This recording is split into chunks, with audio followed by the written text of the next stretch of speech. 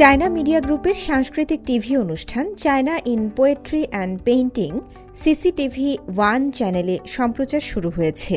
গেল শনিবার রাতের প্রাইম টাইমে এই অনুষ্ঠান সম্প্রচার করা হয়, যা সারা দেশের দর্শকদের কাছে আরেকটি সাংস্কৃতিক উৎসবকে উপস্থাপন করে।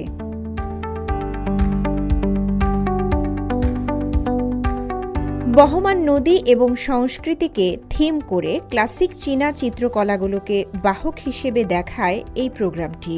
এতে সংস্কৃতির বিকাশ প্রক্রিয়া এবং চীনা শিল্পের গভীর অনুসন্ধান করতে কবিতা, সঙ্গীত, অপেরা, নৃত্য এবং অন্যান্য শিল্পকর্মের সঙ্গে আধুনিক চীনা সাহিত্য ও ধ্রুপদী শিল্পের সমন্বয় ঘটানো হয়েছে।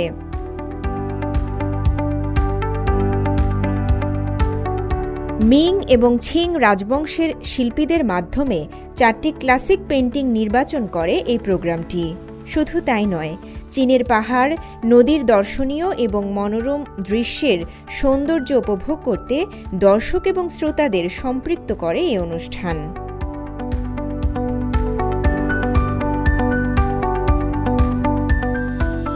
নৃত্যশিল্পের জন্য চীনের শীর্ষ পুরস্কার লোটাস অ্যাওয়ার্ডস গেল সপ্তাহে 13তম লোটাস পুরস্কার প্রদানের আসর বসে পূর্ব চীনের চিয়াংসু প্রদেশের রাজধানী নানজিংয়ে। এবারের আসরে পুরস্কৃত নৃত্যনাট্য, ক্লাসিক নৃত্যনাট্য এবং আধুনিক নৃত্যের পরিবেশনা ছিল।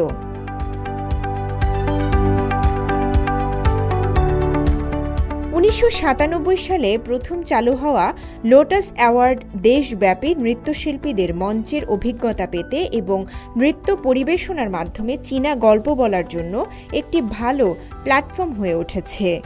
নৃত্যশিল্পে বিশেষ অবদান রাখা শিল্পীদের সম্মান জানাতে এই পুরস্কার প্রদান করা হয়।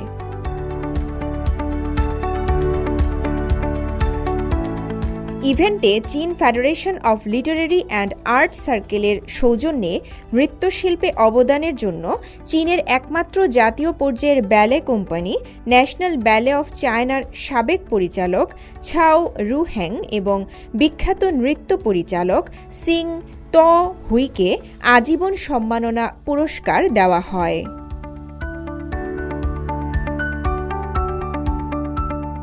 রওজে জাবিদা ঐশী, CMG বাংলা।